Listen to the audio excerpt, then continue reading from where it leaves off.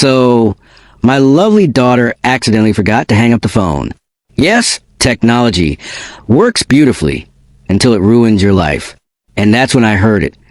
It's time for him to go to a nursing home. He's a burden. A burden. Charming, isn't it? Like I'm a broken IKEA chair that won't stop wobbling. Didn't say anything at the time. Just sat there with my tea going cold while something inside me snapped like a Tesco carrier bag with too many tins of beans. So what did I do? Oh, nothing dramatic. Just sold the house. For $890,000. Pocket change, really. A few days later, Caitlin and her oh-so-wonderful husband Jeremy came back from their business trip. You know, the kind where you spend more time drinking cocktails and talking about spreadsheets. They were smiling, but not for long, because when they tried the front door, surprise, the keys didn't fit. Oops. Tiny detail. On the doorstep, they found a note. They read it, and immediately started screaming like seagulls at Brighton Pier. Beautiful moment, really. That's when it hit me. Oh no, this little drama isn't over. Not even close. Anyway, let's rewind a bit. It was a perfectly ordinary evening. Me, scraping the last sad bit of meatloaf onto my fork. Ellen's recipe. Bless her. Though mine never tastes the same. Probably because Ellen never cooked it with a side of crippling loneliness. Phone rings. Caller ID, Caitlin. My heart actually lifted. Oh, look. My daughter remembers I exist. Dad, how are you holding up? She says, in that warm tone that makes me forget she once threw a tantrum at age 9 because McDonald's ran out of milkshakes. I settle into Ellen's old recliner. The one molded into her exact shape from years of late-night reading. Oh, you know me, sweetheart. Just finished dinner. About to watch the news. I did not mention it was leftovers from 3 days ago, or that I'd been staring at Ellen's photo for an hour like some tragic museum exhibit. Are you eating enough, Dad? You know you can order groceries online now. Yes, Caitlin. Thank you for the revolutionary concept of food delivery. Truly, you're the Steve Jobs of sandwiches. I'm eating plenty, I said, lying through my dentures. Though, to be fair, I did almost set the house on fire yesterday. Left the burner on. Coffee pot nearly turned into a smoke machine. My bad. Cue the Caitlin pause. I could practically see her frown over the phone.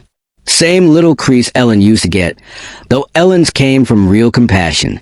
Caitlin's comes from mild irritation that her retirement plan is burning down. Dad, maybe we should talk about getting someone checking on you. Ah, yes, the slow prelude to, you're basically furniture now, Dad. Anyway, she's in Phoenix. Conference about digital marketing trends. Riveting stuff, apparently. Jeremy's been handling clients while Caitlin sits in meetings pretending to care. She laughs, but it's that forced laugh, like when someone buys you socks for Christmas and you have to act thrilled. Anyway, Dad, gotta go. Dinner with investors. Of course, sweetheart. Off you pop. Enjoy your overpriced tapas. I love you. I love you too, Dad. Click. End of call. Except not quite. Because Caitlin, bless her, drops the phone into her handbag but doesn't hang up. And that's when I hear it. Jeremy. You see how he's deteriorating? Caitlin. He forgot to turn off the stove yesterday. What if he burns the house down? And there it was. My own daughter, turning my near-death caffeine incident into Exhibit A. Then Jeremy's voice. Cold as a frozen ready meal. It's time for a nursing home. He's becoming a burden. A burden. Again. They're really workshopping that word. Caitlin chimes in. The house is worth almost $1 million. With Denver's market, we could probably get $900,000, maybe more. Oh, lovely. I'm not just a father. I'm a property valuation. Jeremy. We could sell it. Put him somewhere decent, not too expensive, and buy that house in Boulder. Mountain View, remember? And Caitlin laughs. Actually laughs. God, Jeremy, you should have seen him tonight. So grateful just to hear from me. Yes, darling.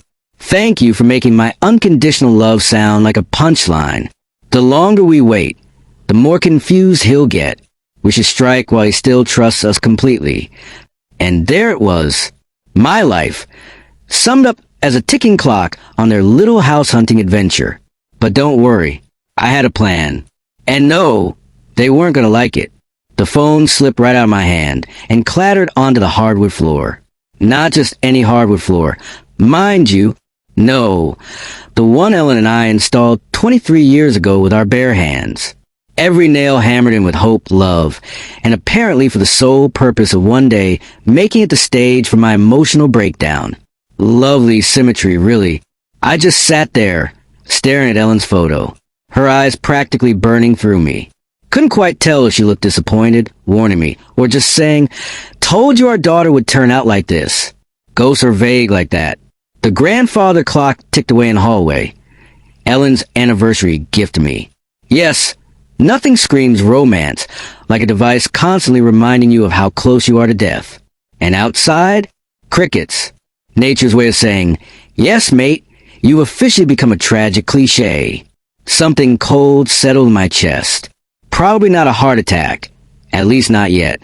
No, this was worse. This was a realization that my darling Caitlin and her smug husband were already redecorating my grave with Mountain View property brochures. A burden, they'd called me. Helpless. Confused. Which is hilarious, considering I've been paying their bills for decades, and they still can't manage a credit card without turning it into a financial crime scene.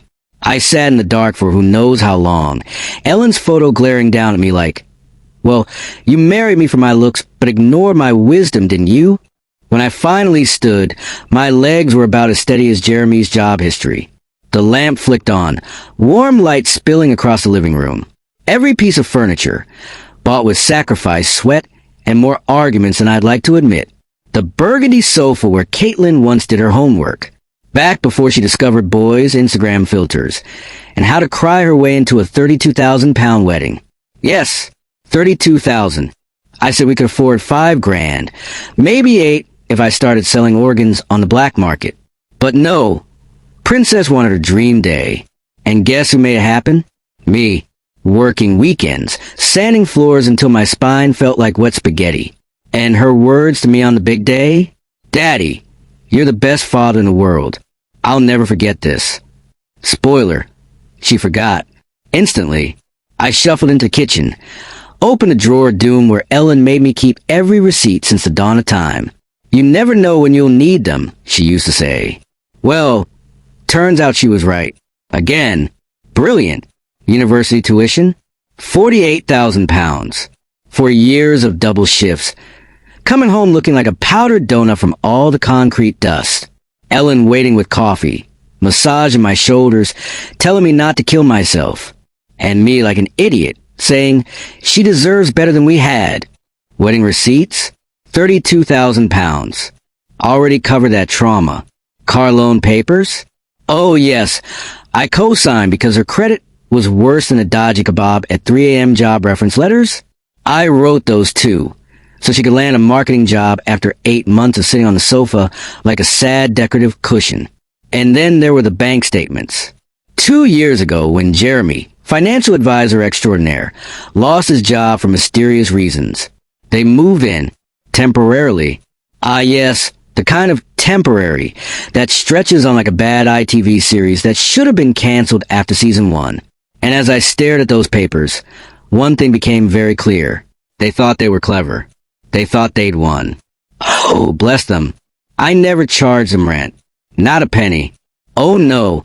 Apparently I run a luxury charity for ungrateful adult children and their freeloading spouses. I paid the higher utility bills, bought groceries for 3 adults instead of one lonely widower. And what did I get in return? Jeremy patting my shoulder like I'm some loyal Labrador, calling me the most generous man in Colorado. Well, at least someone noticed I was slowly bleeding money into his BMW. Caitlin? She'd hug me and say, "Dad, we'll pay you back when we get on our feet." On their feet? They've been on their feet. So long they could have walked to the moon by now. Both have cushy jobs. Both making more than I ever scraped together. And yet, here they were, still nesting in my house like overfed pigeons. Anniversary dinner? 200 quid at some fancy steakhouse downtown. Jeremy said they deserved to celebrate. Of course, nothing says celebration like spending my pension on a stake the size of a postage stamp. Then came the BMW transmission. $3,000. Goodbye, emergency fund. Apparently, Jeremy's luxury car breaking down is now my financial responsibility. Silly me for not realizing. At the last barbecue, Jeremy even wrapped his arm around me and told his mates, "Roy is like a father to me." Oh, isn't that sweet? Funny though, because when I raised Caitlin, I don't remember charging rent either. Apparently, being a father is just a lifelong subscription service with no cancellation option. I went upstairs to Ellen's in my bedroom, still exactly as she left it. Jewelry box on the dresser, glasses by the lamp, everything frozen in time, like a shrine to the only person who actually understood sacrifice. I opened the bottom drawer, pulled out the original house deed, bought in '99, paid in full, my name only. No banks, no co-signers, no Jeremy with his financial expertise that couldn't keep him employed for 5 minutes. Standing there in the bedroom where Ellen had spent her last days, I felt something shift. Oh! Don't get me wrong. The hurt was still there, sharp as broken glass in the foot. But underneath it, something harder, like granite. They wanted me gone, shoved into a care home while they cashed in on everything Ellen and I built. They thought I was too old, too confused, too grateful to fight back. Well, they were in for a surprise. I looked at Ellen's photo, her words echoing from years ago. Don't give her so much that she forgets to be grateful. Congratulations, Ellen. You were right. Caitlin had forgotten, but she was about to get one very sharp reminder. I pulled open my desk drawer and found a business card I've been saving for 3 years. Todd Fisher, real estate attorney. Ellen had insisted we meet him back when she was sick, just to get our affairs in order. I thought it was just paperwork. Turns out, Ellen was setting me up with the very man I'd need now. Clever woman. The next morning, I walked through my house like a stranger. But I wasn't seeing my home anymore. No, I was seeing it through Caitlin and Jeremy's greedy little eyes. Square footage, market value, liquid assets. You know, all the things you see when you look at your father's life and think, mortgage the man, cash in the house. In the kitchen, I ran my hand over the granite countertop, installed it myself nights after work. Because back then, we couldn't afford contractors. Ellen picked a stone, speckled gray with little gold streaks that caught the morning light. She used to make coffee there every morning until cancer stole her strength. And I remembered Christmas morning. Caitlin at 3 years old, wobbling her way from the fridge into Ellen's arms. Ellen scooped her up, spun her around, tears running down her face. Our baby's walking in the house we built for her. Yes, Ellen, our baby walked. And 25 years later, she's running straight over me with a real estate brochure in one hand and dollar signs in her eyes. But don't worry, old Dad had just begun his counterattack. Ellen once sewed tiny curtains for Caitlin's dollhouse, made miniature furniture out of cardboard and fabric scraps. Caitlin squealed, "Daddy, it's just like our house." And she was right. I'd built that dollhouse as an exact replica, even put in a little bay window from her bedroom, the one that cost me 6 months of overtime and most of my spinal health. Ellen had spotted it in some glossy magazine and fallen in love with the idea. "We can't afford this," she'd said. Oh, silly Ellen. Of course we couldn't afford it, but that's never stopped me before. You want it, you'll have it, I told her. Translation, goodbye weekends, hello bad back. I climbed the stairs to Caitlin's old room, still painted the same cheerful yellow from her 16th birthday, still plastered with photos of her school friends and college parties. Basically a shrine to a girl who couldn't solve algebra without her dad spoon-feeding the answers at a desk I'd built with my own 2 hands. Ah, memories. Then came the master bedroom, the hardest part. Ellen's side of the bed still had her water glass, bookmark frozen at page 247 of the novel she never finished. Her perfume still clinging to the clothes and closets I custom built to her height. Every inch of it screaming her presence and her absence. This was the room where we dreamed together, planned Caitlin's future, where Ellen had died holding my hand, machines beeping like some terrible soundtrack. And her final words? Promise me you won't let them take advantage of you, Roy. You're too good, too generous. Take care of yourself. Guess what, Ellen? I broke that promise. Completely. Gold medal in the being a doormat Olympics. I went into the office and pulled out the old construction photos Ellen had saved. There I was in '99, 25 years younger and 50 pounds lighter, laying the foundation. My mate's putting up the frame. Ellen in a hard hat, waddling out with lemonade. Caitlin growing in her belly. She looked like hope. I looked like a man who thought overtime was a personality trait. The financial records told the rest of the story. Second mortgage. Borrowed from my brother. Ellen working part-time, just so we could pay for materials. Months of beans and rice. Cars held together with prayer and duct tape. But we built this house. With sweat, with sacrifice, with love. And now, my darling daughter wanted to flog it off and toss me in a nursing home. Like I'm some knackered old armchair she found at a charity shop. I picked up Todd Fisher's business card, my real estate lawyer. The edges worn from 3 years of me fiddling with it, waiting for this exact moment. Caitlin and Jeremy thought they had me figured out. Confused, soft, desperate for scraps of affection. Bless them. They were about to learn that old dad still had a spine. Crooked, maybe, but sharp enough to cut. I dialed Todd's number. Steady hands, steady heart. Outside, the morning was bright and clear. Exactly the sort of day Ellen used to love. The sort of day for new beginnings. And no, this wasn't going to be fun. The law offices of Fisher and Associates sat on the second floor of a modest brick building on Colfax Avenue. Nothing flashy. The sort of place that fixes real people's problems. Not the sort of place that sends invoices longer than the Bible. My kind of spot. I'd even dressed up for the occasion. Charcoal gray suit. The one Ellen picked out for me. The one I wore at her funeral. Nothing says fresh start like recycled grief clothing. 15 minutes early, hands only slightly trembling, as I signed in at reception, which for me is basically the equivalent of bursting in on a unicycle juggling flaming swords. Todd Fisher greeted me himself. Younger than I expected, maybe 55, graying temples, calm as a monk, with the tired look of a man who's listened to the same depressing family stories on repeat for decades. His office walls were covered with family photos, wife, kids, golden retriever. The picture-perfect life Ellen and I once tried to build. Spoiler, this actually worked. Mr. Hayes, good to see you again, Todd said, pouring coffee from a little machine in the corner. The smell alone was enough to remind me I'd been running on bitterness and leftover meatloaf for days. I remember you and Ellen, he said softly. I'm sorry for your loss. Thank you, I replied, surprised my voice didn't crack like an old floorboard. I need to talk about something delicate. And then I unloaded. The phone call. The overheard betrayal. Their little Boulder dream home. Funded by shipping me off to a care facility like I'm an unwanted sofa. Todd didn't flinch. Just sat there, pen moving, head shaking ever so slightly at the bit about Jeremy's mountain view. Unfortunately, Mr. Hayes, this is more common than you'd think, he said. Oh, lovely.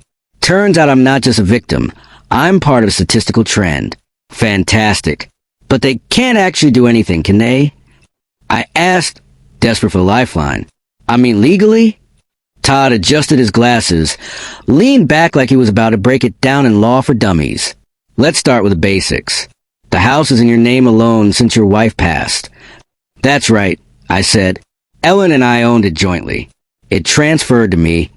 In that case, he said, your daughter and son-in-law have no legal claim whatsoever. They cannot sell it. They cannot force you into a care facility. They cannot touch your assets without your explicit consent. In other words, their little scheme was about as watertight as Jeremy's job security. Relief hit me first, then something sharper. So if I wanted to sell it myself? Todd nodded. We could put it on the market tomorrow, if you chose to. It's your property, your decision. He looked up curious. Why are you considering that? I thought of Caitlin's laugh, cold mocking, when she called me a burden. Of Jeremy's calculating tone, already measuring the square footage of his new life. of 25 years of sacrifice, reduced to nothing more than a line item on Zillow. They think I'm helpless, confused, manageable. I tighten my grip on the coffee cup. Maybe it's time to show them how sharp I really am. Todd stayed quiet, studying me carefully. Denver's housing market is incredibly strong right now, he finally said, especially in your area. Properties are selling within days, sometimes hours. Cash offers above asking price. He hesitated. If you were serious about selling before your daughter and son-in-law return from their trip, it could be done within a week, maybe less. And then the warning. But once you sell, Mr. Hayes, there's no going back. I leaned forward, voice steady. I built that house with my own hands, Mr. Fisher. Every board, every nail, every custom detail. What I didn't add was, and now I'm about to turn those details into cash. Let's see how they enjoy their mountain view when there's no mountain of money behind it. I knew exactly what I was doing. Imagine that, the confused old man suddenly growing a backbone. Todd and I spent the next hour talking market values, cash buyers, paperwork, all the boring details that suddenly felt thrilling, because they spell freedom in legal jargon. He said he could have everything ready in 24 hours if I was serious. Spoiler, I was. The consultation fee is $200. Todd said, all professional. I handed over cash. Nothing says clarity of mind like peeling off notes with hands steadier than they'd been in years. Out in the sunshine, I felt lighter. My phone buzzed in my pocket. Caitlin's name flashing up. For the first time since a little betrayal, I actually smiled. The phone rang once, twice, thrice. I pictured her sat in some Phoenix hotel lobby, tapping her watch, wondering why her loyal little father wasn't leaping to answer. Oh, let her stew. She and Jeremy could plan my future all they liked. They were in for the shock of theirs. By the time I got to my truck, Todd's car was safe in my wallet, and my plan was louder than the buzzing phone. I'd built my life from nothing once. I could tear it down and rebuild on my own terms. That's the perk of being stubborn. Demolition comes free. The call finally stopped, but I knew she'd ring again. She always did when she wanted something. This time, she was going to get more than she bargained for. Sure enough, as I reached my front door, the phone started buzzing again, glowing with her name across the kitchen counter. I took my time, poured a glass of water, stared at the phone like it was a rat trap. Then, on the sixth ring, I picked up, Dad, there you are. Caitlin's voice was so sugary, I nearly checked for ants. I was starting to worry when you didn't answer earlier. Sorry, sweetheart, I said warmly, slipping on the doting dad mask. I was out running errands. How's Phoenix? Oh, you know these conferences, she chirped. Fake sparkle turned up to 11. But listen, I've got the most wonderful news. Cue dramatic pause. Honestly, she should invoice for her acting lessons. Jeremy and I have been planning something very special for you. My grip on the phone tightened. Here it comes.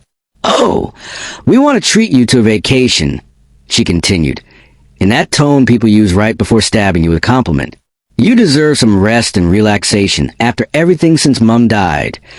Translation: pack your bags. Oh man, you're off to the Gulag with palm trees. There's this beautiful place, she said. It's like a resort, but with medical staff on hand. A resort with medical staff. Yes, because nothing screams holiday like a blood pressure cuff with your mojito. That sounds lovely, sweetheart. I managed, jaw clenched so tight my dentist would be thrilled. You really didn't need to go to such trouble. Nonsense, your family, she chirped. Then Jeremy's voice piped up from the background, clearly on speakerphone. We've already made the arrangements. Of course they had. Thought of everything, except the part where I play along. When were you thinking? I asked, perfectly polite, like a man not currently plotting their downfall. Next Friday, Caitlin said. Just pack clothes and personal items. You know, the essentials. The essentials. Not the photo albums Ellen had crafted. Not the furniture I'd built board by board. No, just a toothbrush and pajamas, so convenient for my one-way trip to Shady Pines Luxury Prison. Bless them. Really. Just the essentials, Caitlin had said. You know, slippers, pajamas, and a toothbrush. Because apparently, that's all an old man needs when he's being neatly parceled up and shipped off to die in luxury medical Disneyland. Actually, Caitlin, I said, I've got a little surprise for you, too, when you get back. Oh, Dad, what kind of surprise? She chirped, delighted, probably imagining I'd signed the house over already. Gift wrapped with a bow.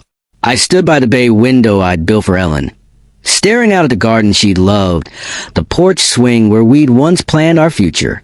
It's something I've been working on since our last chat. I told her, I think you'll be very surprised. You're so sweet, Dad, she said. Sweet. She actually called me sweet, while she was plotting to dump me in a care home and flog the house like a used car. Sweet. Honestly. I will, sweetheart, love you. I said, all warm and fatherly. Love you too, Dad. See you Friday. The line went dead. My hands? Steady. Steadier than they'd been in months. Straight to the home office. Laptop open. Screen glowing like a doorway to vengeance. Search bar, real estate agents, Denver. The results popped up like ammunition. I wasn't looking at agents. I was looking at weapons. 25 years as construction engineer had taught me one thing. Always research thoroughly. Usually that meant steel suppliers. Tonight it meant finding the man who'd help me pull the rug from under my darling daughter's designer shoes. Cherry Hills. Highlands Ranch. University Hills. The fancy areas Caitlin was already spending in her dreams. One name kept flashing up. Brian Connor. 43. Sharp smile, confident eyes. The kind of bloke who doesn't just sell houses. He makes them disappear. His testimonials read like a hitman's resume. Brian sold our house in 6 days. Cash buyer within 48 hours. Smooth closing, no complications. Translation: fast, clean, and nobody asks questions. Exactly what I needed. I stared at his number, glowing on the screen. This was it. The point of no return. Ellen's photo on my desk seemed to watch me, her voice almost in my ear.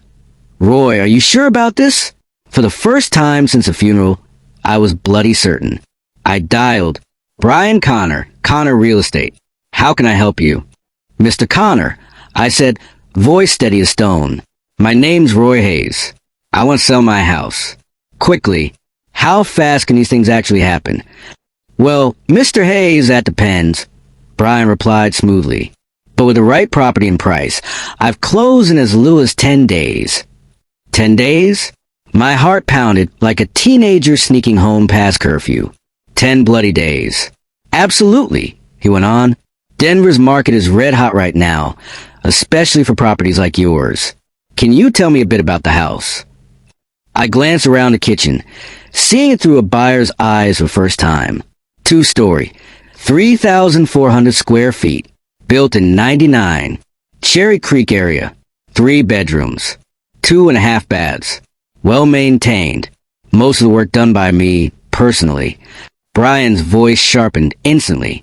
That sounds exactly like what several of my investors are looking for.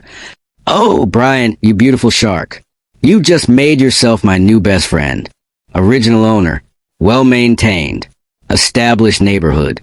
Basically a state agent catnip. Would you like a property assessment? Brian asked. I can be there this afternoon. Say 3 o'clock? 3 o'clock. Brilliant. Nothing like a stranger turning up to slap a price tag on your entire life before tea time.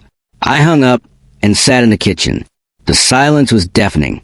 In 3 hours, someone would walk through Ellen's and my house, our blood, sweat, and tears in brick form, and reduce it to numbers on a spreadsheet. Lovely. So what did I do? Exactly what Ellen would have done. Frantic cleaning, dusting, polishing, fluffing pillows. Except this wasn't companies coming cleaning. No, this was execution day cleaning. A final wipe down before the guillotine dropped. At exactly 3, the doorbell rang. Punctual, I'll give him that. I smoothed my shirt, took a deep breath that still carried the scent of Ellen's lavender sachets, and gripped the doorknob I'd installed 15 years ago. On the other side of that door, salvation or damnation. No pressure, then I opened it. Brian Connor looked exactly like his photo. Professional but friendly, early 40s, carrying a leather portfolio like it was Excalibur. He stepped inside, stopped dead, and went wide-eyed. "Wow," he said. Translation: Kaching. His gaze swept the crown molding, the hardwood floors, the open plan. You'd think he'd walked into Buckingham Palace. "Mr. Hayes, this is exactly what I was hoping for." Lovely. I've become his dream listing. My suffering? His commission.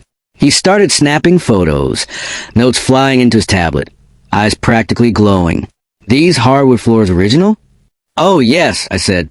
"Installed them myself in 2001. Ellen wanted something that would last. Solid oak. You could drop a tank on it, and it'd survive." He practically purred with delight. "And this kitchen?" He ran his hand along the granite countertop, like it was silk lingerie. "Custom install?" "Every inch."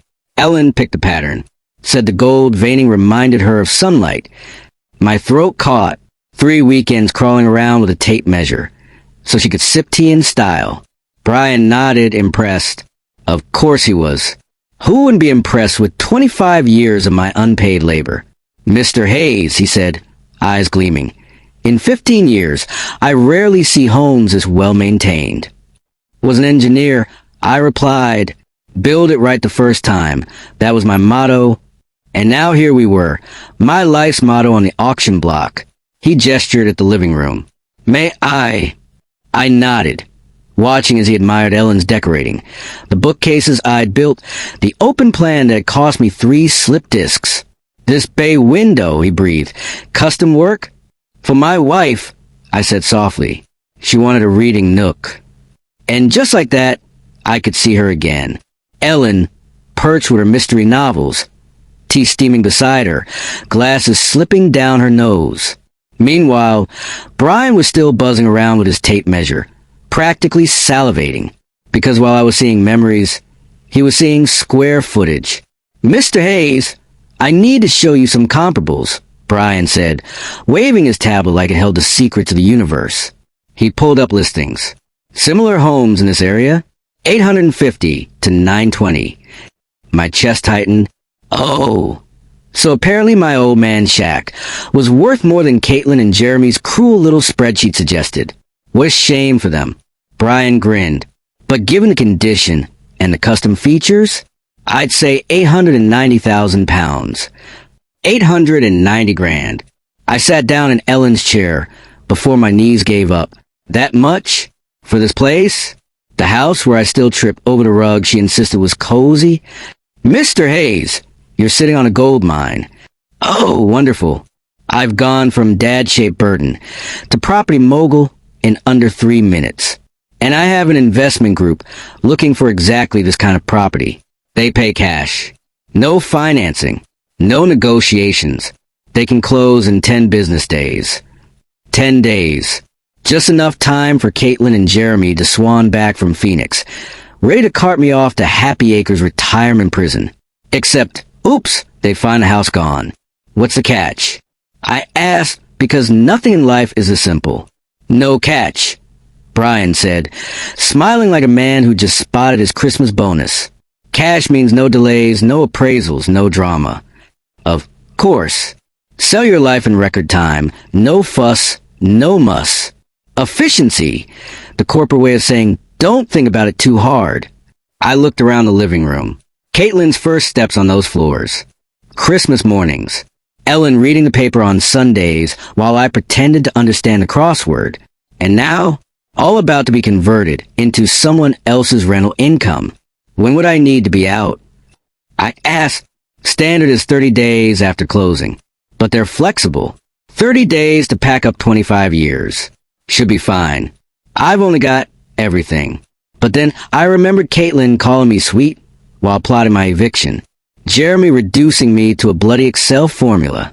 Ellen's warnings about being too trusting. "Let's do it," I said. Brian's professional mask cracked. Genuine excitement slipped out. Translation, Kaching. "Excellent choice, Mr. Hayes. Let me call them right now." I watched him pitch my house down the phone like it was buried treasure. Cherry Creek. Immaculate. Original owner. Translation: come rob this old man blind before his family does. He hung up with a smile, so wide it was practically obscene. They want to move forward immediately. Contracts ready tomorrow morning. The sun was setting through Ellen's bay window, golden light across the room. 25 years, boxed and priced. And yet, for the first time since Caitlin's little betrayal, I felt something I hadn't in ages. Control. How does 9 a.m. sound? Brian asked. The grandfather clock, Ellen's anniversary gift, ticked away like it knew the punchline. 9 a.m. sounds perfect. The next morning, true to his word, Brian arrived. Contracts, a notary, and coffee like it was just another Tuesday. Meanwhile, I sat there reading every line, engineer brain in overdrive, as if double-checking the blueprints for demolishing my own life.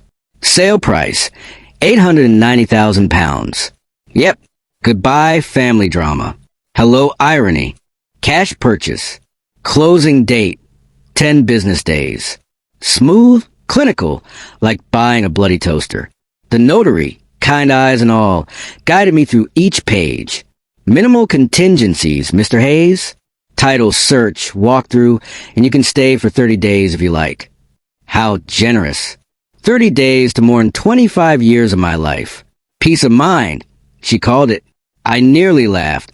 The only peace of mind I cared about was picturing Caitlin and Jeremy's faces when they realized their burden had just cashed out like a Vegas jackpot. I signed. Calm. Steady. Not a quiver.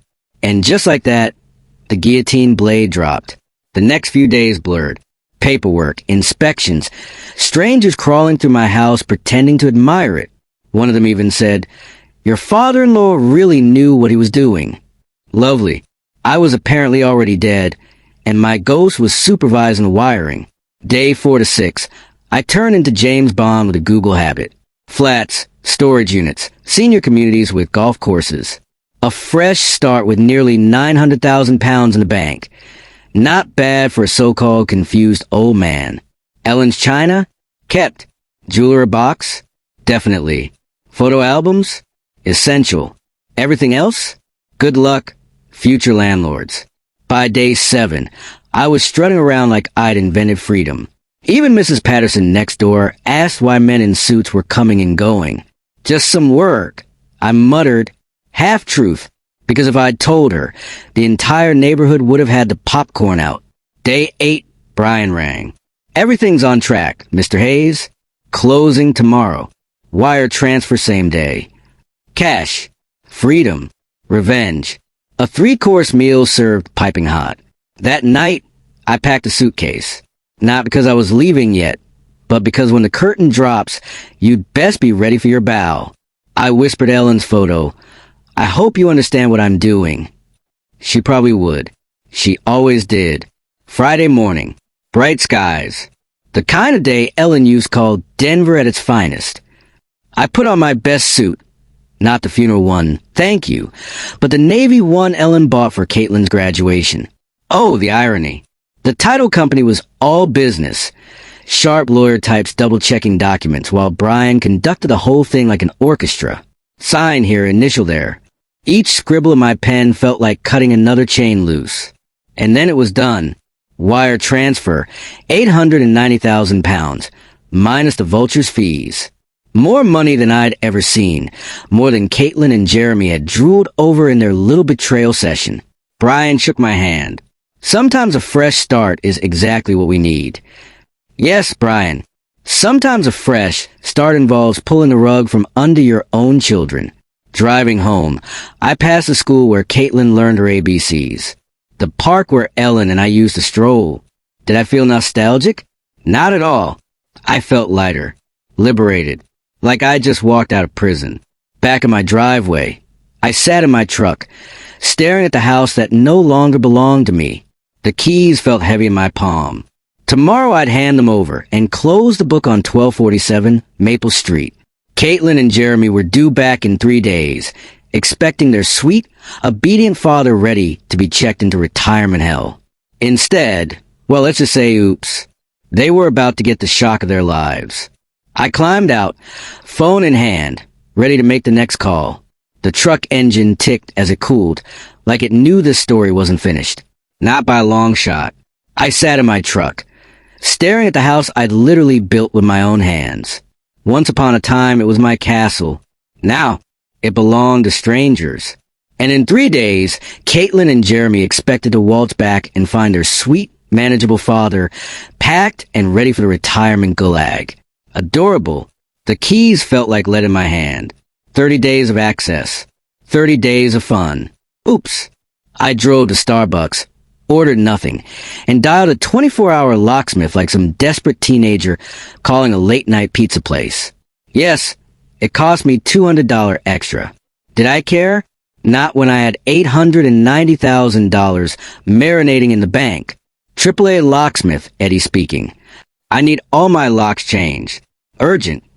2 hours, he asked. Perfect. I'll pay cash. Nothing says definitely not suspicious, like a cash-only emergency lock change. Back home, I waited in the truck while Mrs. Patterson watered her garden. She waved. I waved. Both of us pretending I wasn't lying through my teeth. Eddie arrived, mid-50s, tool belt, van full of secrets. He sized up my front door like a surgeon inspecting a patient. Security issue, sir? New ownership. I muttered. Better safe than sorry. He nodded. Translation. I don't want to know. Then he started dismantling the locks Ellen had picked 15 years ago because they matched the bloody knocker. These are quality locks, Eddie said. I know, I replied. I installed them.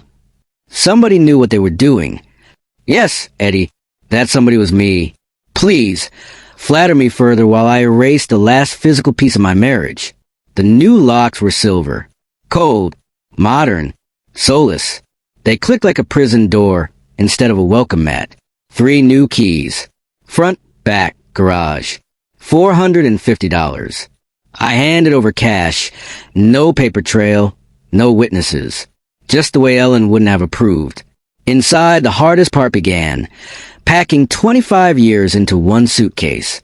Ellen's jeweler box. Our wedding photos. The book she never finished. Bookmark still on page 247. My engineering certificates. The boring documents. Her cookbook with the handwritten notes like breadcrumbs of a marriage. I left the rest. The furniture. The photo albums of Caitlin's perfect childhood. Ellen's clothes. Perfume still clinging to the fabric. Memories heavy enough to crush me. While folding shirts, I rang Sunset Manor Apartments. 1 furnished 1 bedroom. Immediate move-in. Mrs. Chun, property manager extraordinaire, said, "We have a unit, month to month, if you want flexibility." "I'll take it." "Tonight?" she asked, eyebrows practically audible. "Tonight." She didn't argue. Cash, first month deposit. Just under $3,000. 2 weeks ago, that would have been an impossible sum. Now it was pocket change.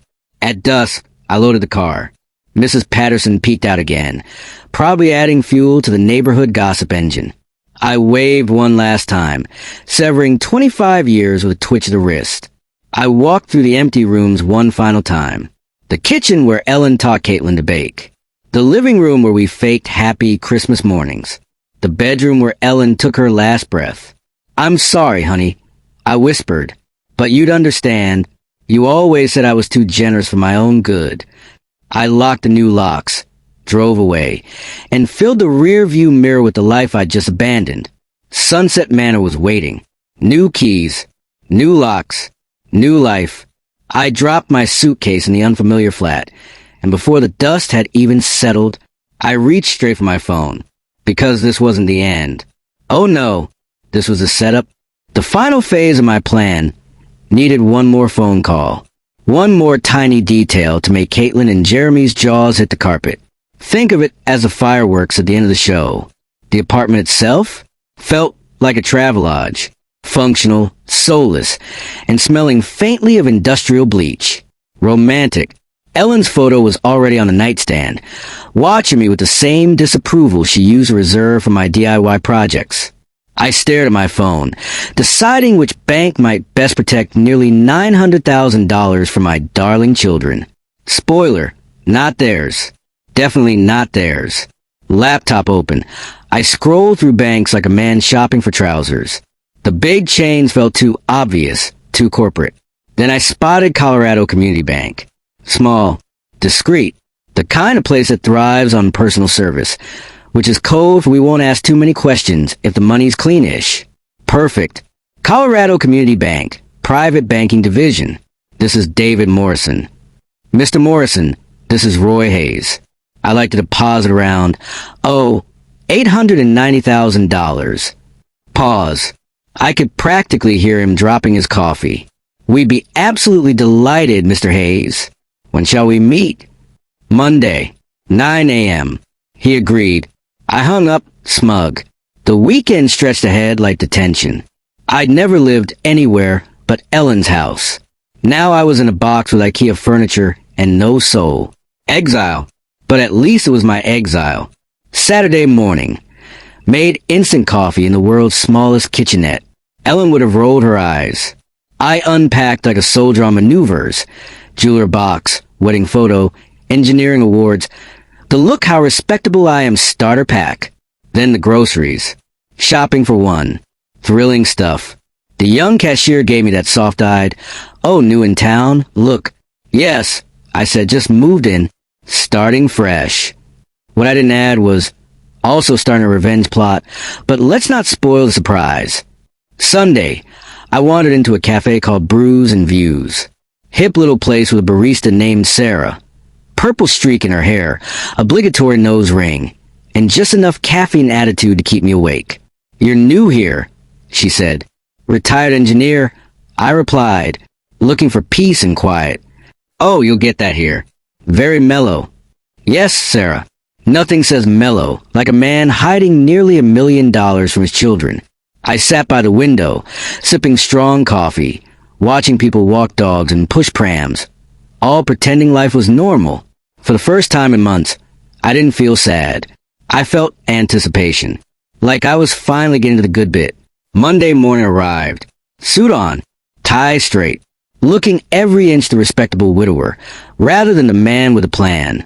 At Colorado Community Bank, David Morrison greeted me with the warm professionalism of someone who just calculated his Christmas bonus. Younger than I expected, maybe mid-40s, hair perfect, handshake firm. Exactly the kind of man who enjoys explaining compound interest at parties. "So, Mr. Hayes, what brings you to us?" "I sold my house. Need a fresh start with a bank that values relationships over fees." David nodded like I just quoted scripture. "That's exactly what we do." I explained the story. Widower, sold a family home, wanted somewhere secure. He asked polite, careful questions. Not too nosy. Just the right amount of, "We'll look after your money as if it's our own." But obviously it's not. So hands off. "I'll need to wire the fund from my previous bank," I said. "No problem. We'll initiate today. Should clear by Wednesday."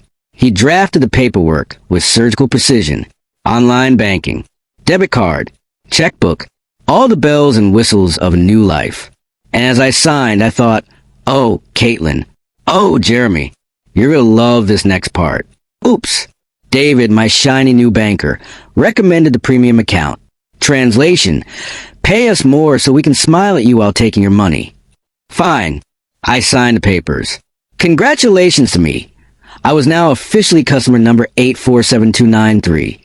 Proud owner of nearly $900,000 that Caitlin and Jeremy would never so much as sniff. Tuesday and Wednesday slipped into a bizarre new routine. Morning coffee at Brews and Views, where Sarah remembered my order and asked about my weekend. Bless her, as if I'd been on a spa retreat instead of sulking in a beige box. Afternoons were for walking, where I discovered a park full of pensioners feeding pigeons and reading actual newspapers. Riveting. Truly, the wild life of the free man. Then Wednesday afternoon, my phone buzzed. David again. "Mr. Hayes, your funds have cleared. The account is fully active." Translation: you're officially rich and still completely alone. I hung up, looked around my flat. Ellen's photo glaring from the nightstand like she knew exactly what I was plotting, and felt something strange. Control. Actual control. First time since Ellen died, and I had to admit, it felt good. Dangerous good. That night, I sat in my chair. Not Ellen's chair. Not even a recliner, where I'd overheard my loving daughter's betrayal. No, just a plain chair in a plain room, the sort of chair you buy when you've officially stopped caring.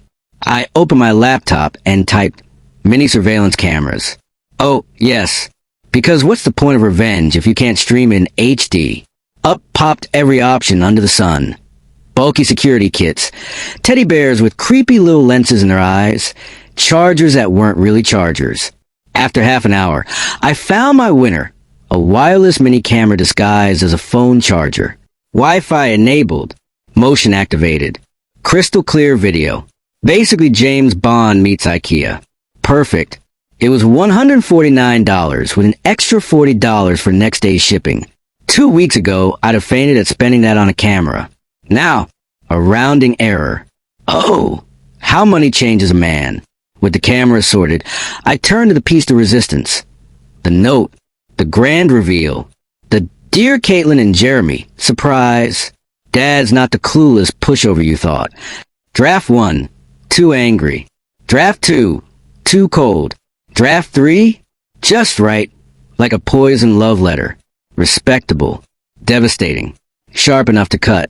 Written in my neat engineer's handwriting. The one Ellen always admired. It began, Dear Caitlin and Jeremy, if you're reading this, it means my plan worked perfectly. I heard your little phone chat about dumping me in a nursing home. I heard you salivating over selling my house. Well, the house is gone. $890,000 in cash. Thank you very much. Safely tucked away where you'll never reach it. I've moved somewhere I'm appreciated, not tolerated. Don't worry about me. Worry about where you're sleeping tonight. Your belongings are at Denver Moving and Storage on Fax Avenue. You have 30 days before they start charging fees. I gave you everything for 42 years. And then, well, let's just say I didn't exactly sign it, love, Dad. Oops. You repaid me by plotting to warehouse me so you could steal my life's work. I hope the lesson was worth the cost. Love, Dad. Yes, I actually signed love, Dad. Because nothing says family bonding like a handwritten middle finger wrapped in fatherly affection. Thursday morning, the FedEx man handed me my box of justice, disguised as a charger. A neat little camera small enough to be both brilliant and slightly illegal. I spent an hour in my kitchen testing it. The video was crisp, the audio sharp enough to hear whispered insults. Basically, it could capture my kids plotting their next betrayal in 4K clarity. Lovely. That afternoon, I drove back to their house. Correction, my former house. I used the garage opener. I never gave Caitlin and Jeremy.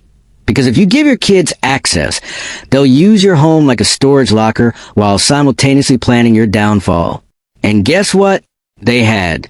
Their suitcases by the stairs, post dumped on the counter, the works. Honestly, they treated it like lost luggage storage at Heathrow.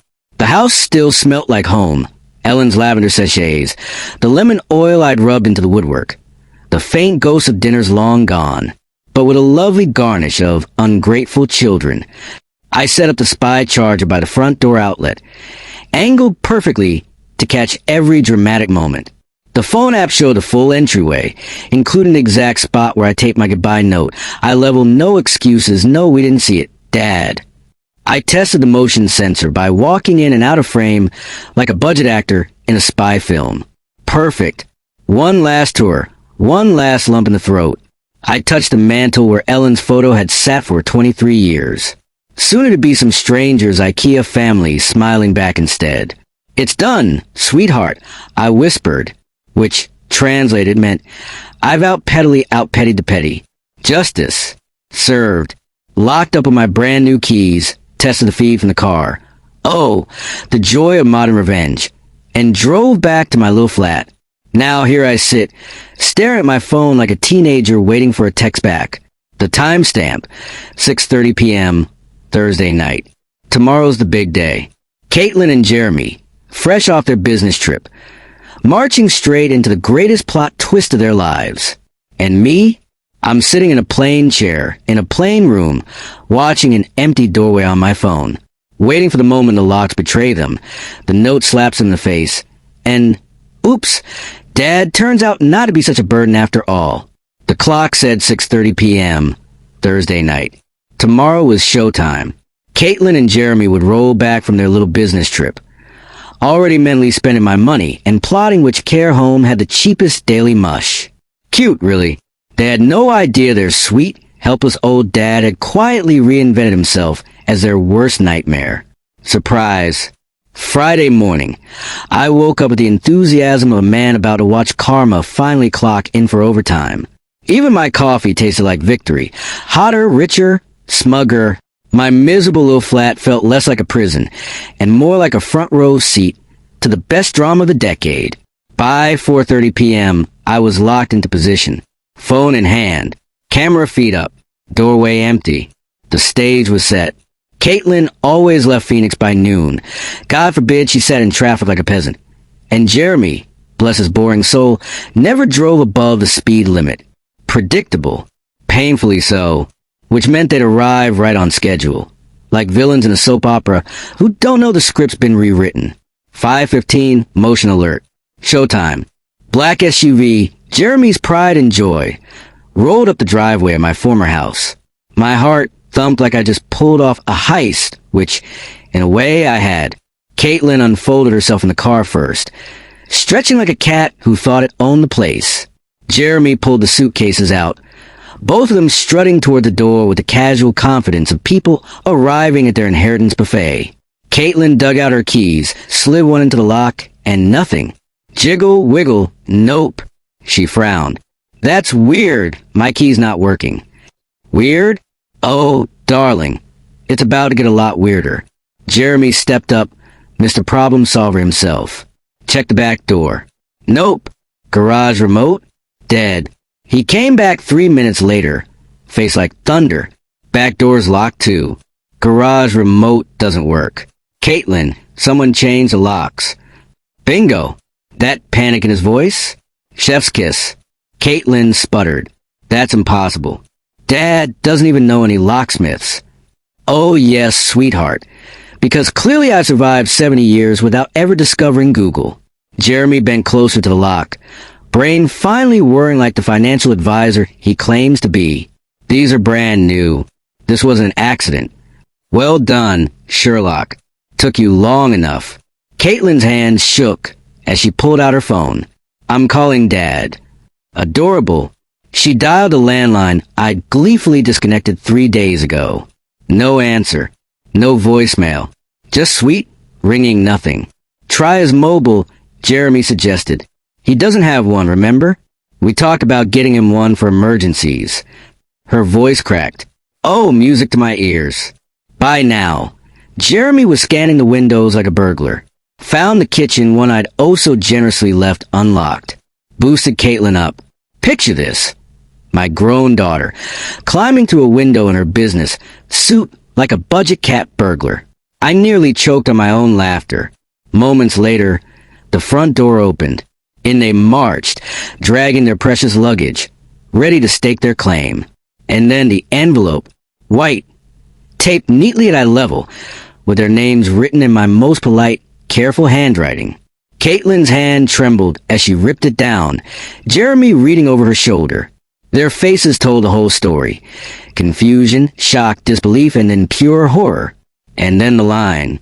The moment worth every second. He sold the house. Caitlin's voice cracked into a near shriek. Oh yes, my darling girl. Daddy sold the house. Oops. Caitlin's voice shot up into that glass-shattering register only daughters can achieve. How could he do this to us? Jeremy snatched the letter back like maybe, just maybe, the words would magically rearrange themselves into, surprise, you win the lottery. No such luck. That manipulative old bastard. He was playing us the whole time. Music to my ears. 890 grand. Caitlin sobbed, mascara streaking down her face like war paint. He kept it all. That money was supposed to be our future. Your future? Jeremy barked, mask slipping faster than her eyeliner. This is your father, Caitlin. You should have handled him better. Ah, the sweet symphony of blame shifting. My fault? She spun on him, years of repressed marital rage suddenly bursting out. You're the one who said he was a burden. You're the one who pushed the nursing home. Well, he was a burden. Look what he's done to us. Jeremy flailed his arms around a room that, technically, no longer belonged to them. The irony was exquisite. Fighting about being homeless while sitting in my living room. The same living room they wanted me carted out of. Chef's kiss. Call a lawyer, Caitlin gasped. There has to be something we can do. He can't just sell the house without telling us. With what money? Jeremy snapped. In case you've forgotten, I lost my job 6 months ago, and your marketing salary barely covers the car payments. Ouch! Secret's out. Then get another job, she snapped back. Oh, yes, because firms are queuing up to hire an advisor fired for questionable transactions. His sarcasm almost rivaled mine. Almost. Caitlin's face crumpled like a cheap paper bag. No house. No inheritance. No savings. And now, no employable husband. Honestly, if it wasn't so tragic, it would make a fantastic sitcom. How could he be so cruel? She whispered. The same way you were cruel when you called him a burden and plotted to warehouse him. Jeremy shot back, finally saying something I agreed with. The old man was smarter than both of us. Finally catching on, are we? On my phone screen, I watched him collapse into my furniture, which, small detail, would be gone tomorrow when the new owners took over. Caitlin buried her face in her hands. Jeremy staring at my letter, like he just realized life doesn't come with a refund policy. I turned off the feed. I'd seen enough. In my little kitchen, I opened a bottle of Ellen's favorite wine, a 2018 Bordeaux. We'd been saving it for a special occasion that never arrived. Well, this seemed close enough. I poured a glass, raised it toward her photo, and whispered, "To you, my love, justice served." It tasted like victory, and maybe a hint of petty revenge. Delicious. My phone buzzed with a text from an unknown number. Caitlin, no doubt, trying one last angle. I deleted it without even reading. Power the phone off. Peace. I looked out at the Denver skyline, glowing gold in the sunset. Somewhere across the city, my darling daughter and her useless husband were discovering what happens when you bite the hand that feeds you. Spoiler, the hand bites back. For the first time in 2 years, since Ellen's death, I felt free. No longer anyone's burden. My own man, my own money, my own future. Wide open. Roy Hayes had left the building. And trust me, he wasn't coming back. If you enjoyed this tale of chaotic revenge, give the video a like, subscribe for more, and tell me in the comments, was I a genius or just a very sarcastic pensioner with Wi-Fi?